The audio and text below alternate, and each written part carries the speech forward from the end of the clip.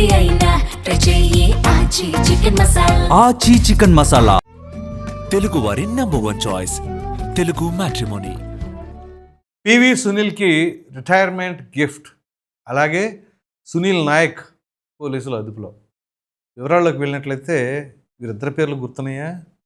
Senior most IPS అధికారులు మరలా ఇద్దరు కూడా.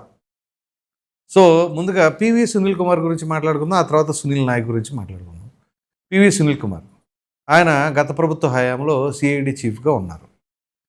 సరే, ఆయన వ్యవహరించిన తీరు అవన్నీ చూస్తే ఒక వైసీపీ నాయకుడి కంటే ఎక్కువగా వ్యవహరించారు. ఐపీఎస్ అధికారి ఎలా ఉండాలి ఏంటి, దానికి నియమ నిబంధనలు అటువంటివి ఉంటాయి కదా. అబ్బే అసలు అదేమి లేదు. నేను వైసీపీ, మా నాయకుడు జగన్మోహన్ రెడ్డి, మేము ఏదైనా చేస్తాం అనే తరహాలో ఆయన యొక్క శైలి ఉండేది.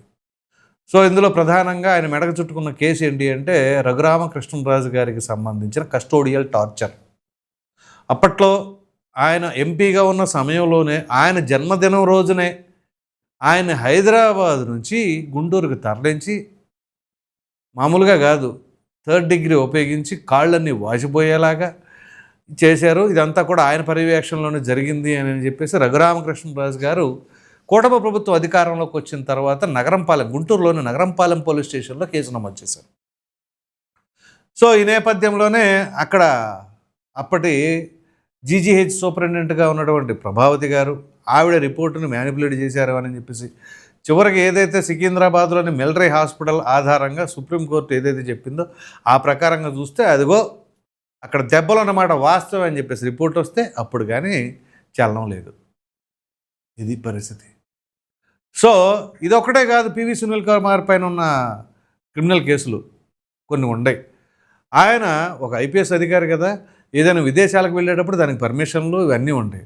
పైగా ఆయన ఏదైతే తేదీల ప్రకారంగా పలానా దేశానికి వెళ్ళాలి అని చెప్పేసి పర్మిషన్ తీసుకున్నారో ఆ దేశాలకు కాకుండా వేరే దేశాలకి, ఆ తేదీలో కూడా వేరే తేదీల్లో వెళ్ళినట్లుగా అక్కడ ఆధారాలతో సహా దొరికిపోయేసరికి అది ఒక కేసు. అలాగే అగ్రిగోల్డ్ భూములకు సంబంధించిన దాంట్లో ఆ కేసు ఆయన హ్యాండిల్ చేసేటప్పుడు కొన్ని అవకతవకలకు పాల్పడ్డారు అని చెప్పేసి ఇది ఒక కేసు. ఇవన్నీ ఒక ఎత్తు అయితే, ఒక అధికారిగా ఉండి కొన్ని రాజకీయపరమైన ఆరోపణలు ఎలా చేస్తారు అని చెప్పేసి ఆయన ఇటీవల కాలంలో సస్పెండ్ అయిన తర్వాత బీభత్సమైన ఆరోపణలు చేశారు. 1 ఏడాది కాలంగా అనుకుంటా ఆయన సస్పెండ్ అయి ఉన్నారు. అదేంటి, ఒక అధికారిగా ఉండి మీరు ఎలా ఆరోపణలు చేస్తారు, ఒక ఐపీఎస్ అధికారి చేయకూడదు కదా అని అంటే, నాకు పెద్దగా ఇంట్రెస్ట్ లేదు ఉద్యోగం పైన దానిపైన అని చెప్పేసి అంటాం కావచ్చు. ఏదైనా కానీ అది ఒక కేసు.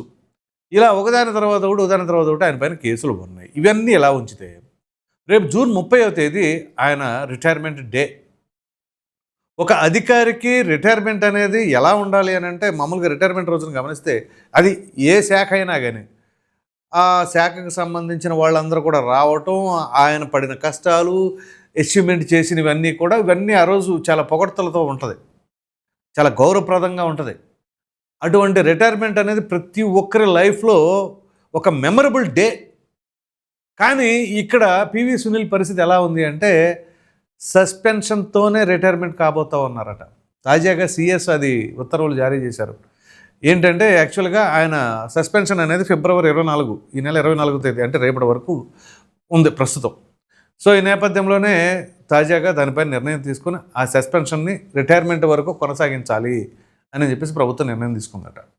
ఎందుకంటే ఒకటి, ఆయన రిటైర్మెంట్ వరకు వర్తిస్తుంది, లేదా ఈ నేరారోపణలన్నీ కూడా ఒకవేళ ఆయన పైన ఇవన్నీ కూడా లేవు అని చెప్పేసి నిరాధారమైనవి అని కనుక రుజువు చేయగలిగితే అప్పటి వరకు అన్న ఈ కేసులకు సంబంధించిన అంశాలు ఎప్పుడు తేలాలి.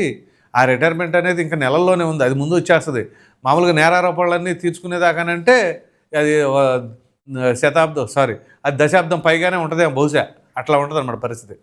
సరే, ఈ నేపథ్యంలోనే ఓ విధంగా రఘురామకృష్ణరాజు గారి పైన ఏదైతే 3rd డిగ్రీ ఉపయోగించారో ఆ శాపం, ఆ పాపం ఈ రకంగా వెంటాడిందా అని చెప్పేసి అనుకోవాలి అనేది మరికొంతమంది అభిప్రాయపడుతూ ఉన్నారు. సరే, నిబంధనలు ఉల్లంఘించిన పిదప ఒక ఐపీఎస్ అధికారికి ఈ పరిస్థితి అంటే చూడండి, ఎంతో గర్వంగా ఉండే ఐపీఎస్ అధికారులు వాళ్ళు ఎంత టాలెంట్ ఉండాలి, ఎంత కమిట్మెంట్ ఉండాలి, ఎంత ఫోకస్ ఉండాలి, అవన్నీ ఉంటేనే ఐపీఎస్ సాధించగలుగుతారు. అటువంటి వాడు ఆల్ ఆఫ్ సడన్గా మరి ఈ రకంగా రాజకీయ రంగులు, రాజకీయ ఒత్తిళ్ళు, లేకపోతే రాజకీయ ప్రలోభాలకు గురి కాబడి ఈ రకమైన పరిస్థితికి వచ్చారు అంటే దానికి ఇంకేం చేస్తారు.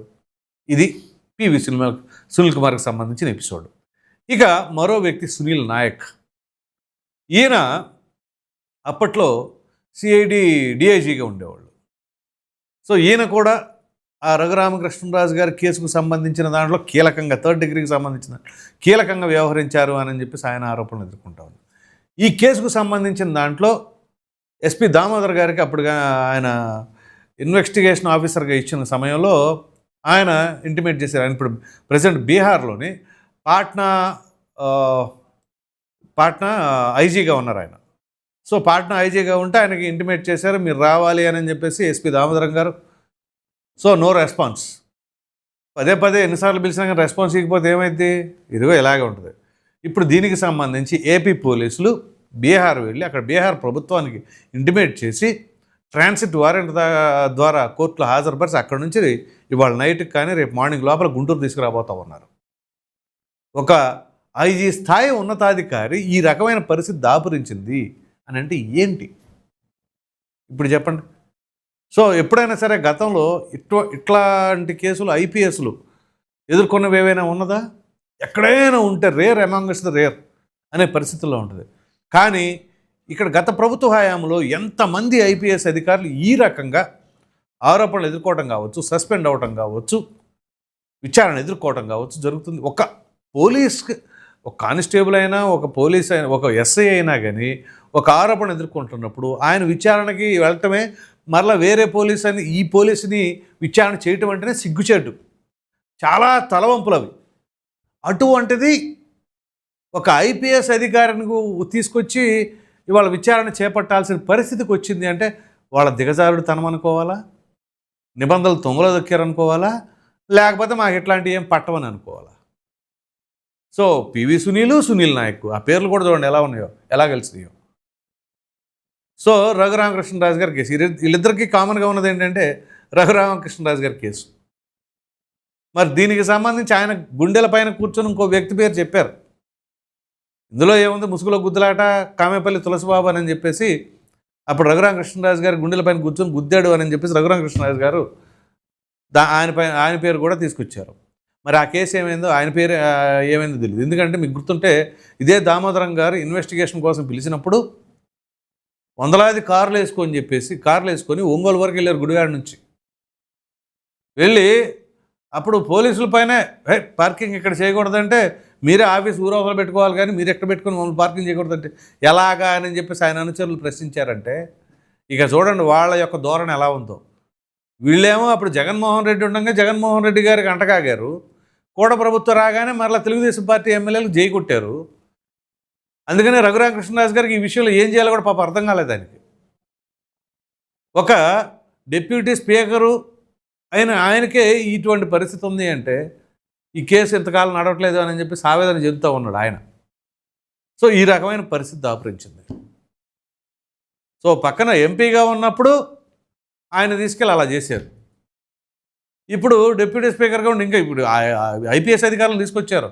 ఇంకా దాని వెనకాల ఉన్న వాళ్ళు మరి వాళ్ళ పరిస్థితి ఏంటో అది కూడా చూడాలి. సో ఏది ఏమైనా ఇక్కడ ఓ విధంగా చెప్పాలి అంటే ఎంతోమంది ఐపీఎస్ అధికారులు ఈ రకమైన పరిస్థితి ఎంతోమంది అంటే గుర్తొచ్చింది. కాదంబరి జత్వాని కేసులో పిఎస్ఆర్ ఆంజనేయులు ఉన్నాడు. ఆయన రేపు ఆగస్టు 31 అనుకుంటా ఆయన రిటైర్మెంట్. మరి ఇప్పుడు సస్పెండ్ అయి ఉన్నాడు. మరి ఆయన పరిస్థితి ఎలా ఉంటుందో తెలియదు. ఆయన రిటైర్మెంట్కి మరి ఆయన కూడా సస్పెన్షన్లో రిటైర్ అవుతారా ఏంటి తెలీదు. ఇప్పుడు రిటైర్మెంట్ అయ్యే టైంలో సస్పెన్షన్లో రిటైర్మెంట్ అయితే ఏమైంది పరిస్థితి? ఖచ్చితంగా వాళ్ళకి రావాల్సిన బెనిఫిట్స్ అన్నీ పోతాయి. కెరీర్లో మాయన మచ్చ. ఎవరైనా అడిగినా కానీ రిటైర్మెంట్ అనేది మంచి మెమరబుల్ డేగా ఉండవలసింది కాస్త వీళ్ళకి ఒక డార్క్ డేగా మిగిలిపోతుందా? మరి వీటన్నిటికీ కామన్గా ఉన్నది ఎవరు? ఎంతమంది పోలీసులు ఈ రకంగా డార్క్ స్పాట్స్ పెట్టుకున్నది ఒక్క ప్రభుత్వంలో ఒకరి ప్రభావం వల్ల అనుకోవాలా? ఎవరి ప్రభావం మరి? ఎవరి మాటలకి ఈ రకంగా బలైపోయారు అంటే ప్రభుత్వం అనేది శాశ్వతంగా ఈయనే అధికారంలో ఉంటారు. ఇక ఆయన మాట వింటే మనం ఎప్పటికీ ఇలాగే ఉంటాం, మనకి ఏం కాదు, ఎవరైనా చేయలేరు అని అనుకున్నారా? అదే పొరపాటు. వాళ్ళంటే అధికారంలో ఉన్నారు కాబట్టి వాళ్ళకి తెలియదు, కాబట్టి ప్రజలు నాడు ఎలా ఉందో తెలియదు కాబట్టి అనుకోవచ్చు. పోలీసులు మీకేమైంది, గ్రౌండ్ లెవెల్లోనే ఉంటారుగా, ఇంటెలిజెన్స్ ఉంటుంది. ప్రతి ఒక్కరికి అసలు ప్రజల్లో ఏమనుకుంటారు ఏంటి అనేది తెలుస్తుంది. పైగా మీడియాలో మేము పదే పదే చెబుతూ ఉంటాం, చిలక చెప్పినట్టు చెబుతాం. 2021 నుంచి చెబుతున్నాం వైసీపీకి 30 రావడం కష్టమని. అంతా తెలిసి కూడా వీళ్ళు ఏ రకంగా వ్యవహరించారు, చివరికి ఇదిగో ఈ పరిస్థితికి వచ్చేసారు. సో మొత్తం మీద చెప్పుకోవాల్సి వస్తే ఇవాళ నైట్కో సునీల్ నాయక్ని తీసుకొచ్చి గుంటూరులోనో లేకపోతే విజయవాడలోనో ఈ మెడికల్ టెస్ట్లు అవన్నీ చేసి ఇచ్చేస్తారు. సో మరి ఇక ఏమవుతుందో వీళ్ళ కెరీరు ఏంటి, వీళ్ళ పరిస్థితి. మరి దీని అంతటికీ మొత్తం జగన్మోహన్ రెడ్డి గారు నాకేం సంబంధం అని చెప్పేసి అంటారా? అంటే జగన్మోహన్ రెడ్డి గారు ఏం మాట్లాడలేండి, వాళ్ళు అనుకుంటారుగా అసలు ఎవరి ప్రభావం వల్ల ఈ రకంగా చేశారు, ఎవరేం చేశారు అనేది.